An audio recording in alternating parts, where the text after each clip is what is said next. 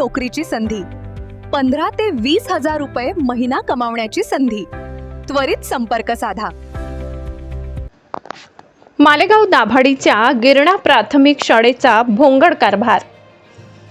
माहिती अधिकार कार्यकर्ते प्रदीप मोरे यांचा आरोप. मालेगाव दाभाडीच्या गिरणा प्राथमिक शाळेत भोंगळ कारभार चालू असल्याचा आरोप माहिती अधिकार कार्यकर्ते प्रदीप मोरे यांनी केला असून त्यासंबंधी गिरणा कारखाना परिसरातील नागरिकांनी त्यांच्याकडे तक्रार केली होती. त्या अनुषंगाने त्यांनी या शाळेला भेट देत त्यांनी काही रजिस्टरची पाहणी केली आणि त्यात आणखी काही रजिस्टर त्यांना शाळेतील कर्मचाऱ्यांकडून दाखविण्यात आले नाही.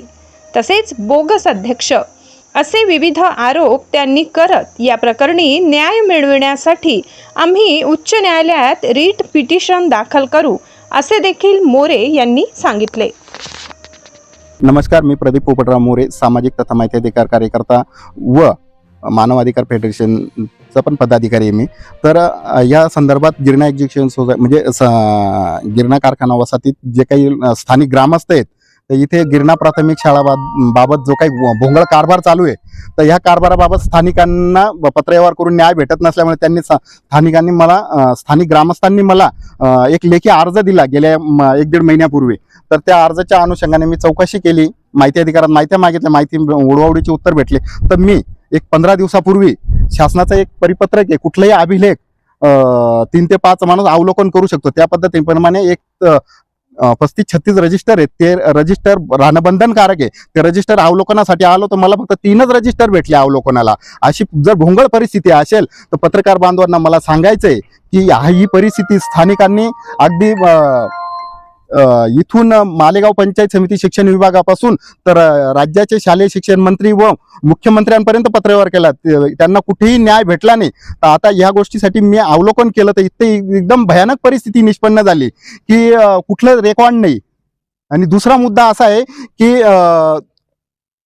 बोगस अध्यक्ष म्हणतायत स्थानिक लोक त्यांच्या तक्रारीवरून.